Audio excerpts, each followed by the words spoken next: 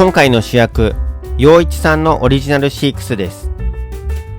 いくつかの要望を聞いて作っていただいた木製のシークスになります。現在は飴色終わりがこのシークスで暮らしていますが、シークスの迫力、クオリティ、どちらも素晴らしいですね。今回は木製のシークスについて理解を深めながら、陽一さんのシークスの特徴やメリットについて紹介をさせていただきたいと思います。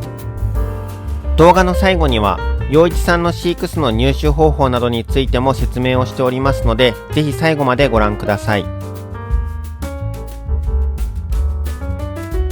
ということで、今回の動画の流れは以下の4つをたどる形でお届けしたいと思います。1つ目に、土中種と樹上種のシークスの違い。2つ目に、陽一さん製作の木製巣について。3つ目に、今回のオーダーと完成品。4つ目に、木製巣で観察する飴色終わりです。ではまず、土中種と樹上種のシークスの違いについて理解をしていきましょう。まず、土中種とは、土の中に巣を作るアリで、巣の中にはある程度の湿度があります。樹上種とは、枯れ枝や樹皮の下などに巣を作るアリで、巣の中には比較的乾燥した環境があります。それらを踏まえ、通常土中種の飼育環境は加湿ができる石膏巣など、樹上種の飼育環境は加湿をしない木製巣などが主な選択肢となります。また、石膏巣は製作が容易なために多くの方が自作可能な飼育巣であるのに対し、木製の飼育巣は木材の正確な切断や巣部屋を掘り込むための専用の工具などが必要な飼育巣で、誰でも簡単に製作できる飼育巣ではないという特徴があります。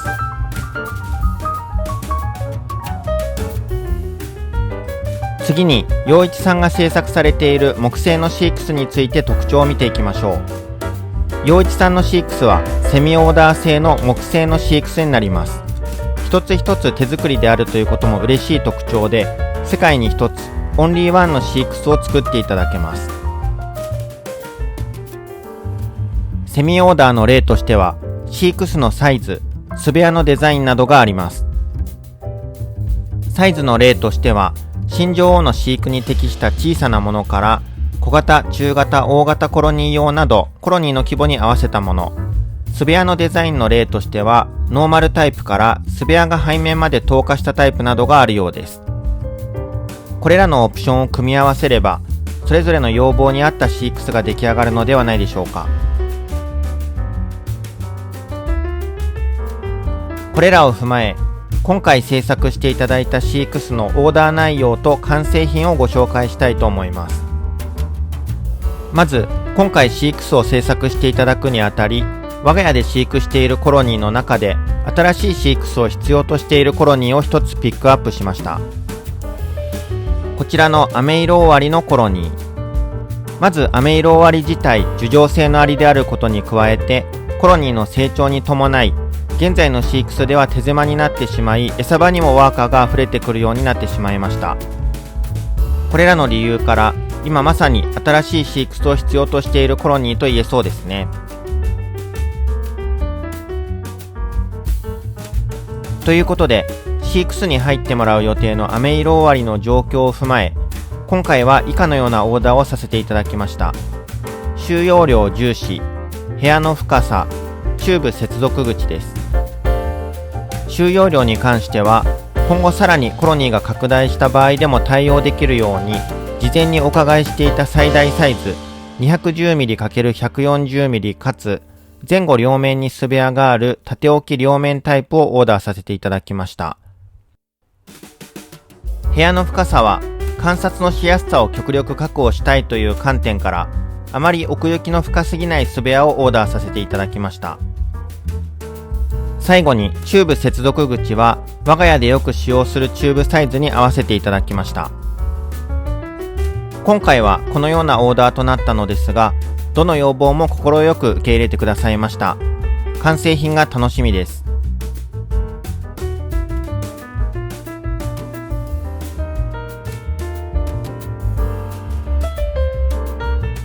約1週間後、完成したシークスが届きました。木材をくり抜かれたシークス、いい感じですね。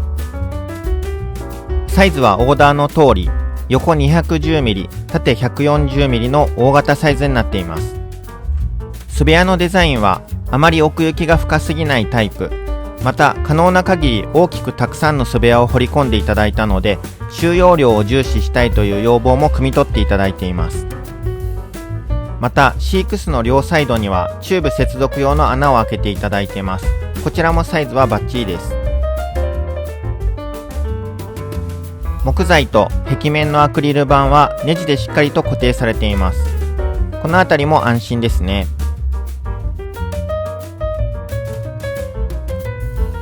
そしてこの素晴らしいデザインのシークス、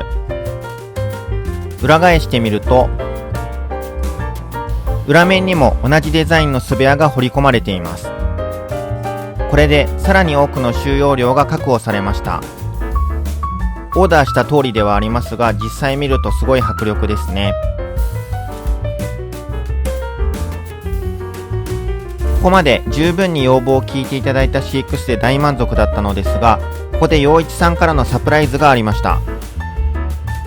なんと全く同じサイズのシークスがもう一つ、 210mm×140mm、 そしてスベアは前後両面に彫り込まれています。これはどういうことでしょうか。なんとこのサプライズの仕組みは上下での合体。最初に紹介したシークスの上の部分には2つの穴が開いています。そしてもう一つのシークスの下の部分にも同じように穴が開いています。2つの穴の左右にはキダボとキダボが刺さる穴が開けてあります。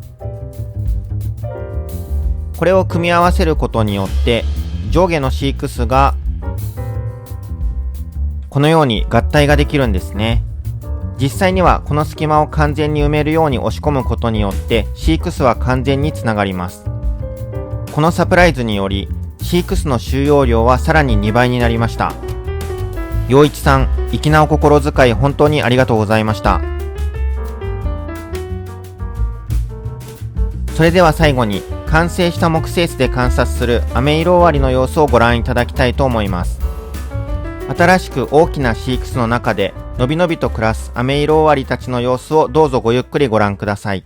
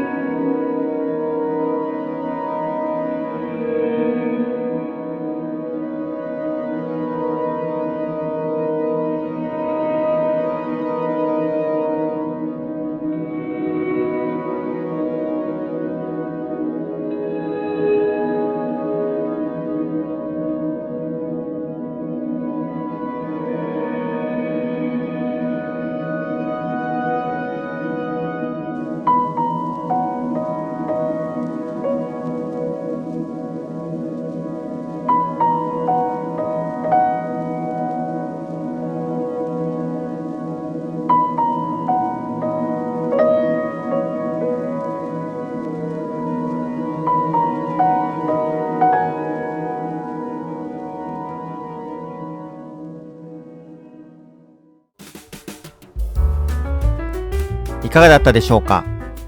実際の生息環境に近い木製の飼育室に入ったことで、アメイロオワリたちはより生き生きと過ごしているように見えました。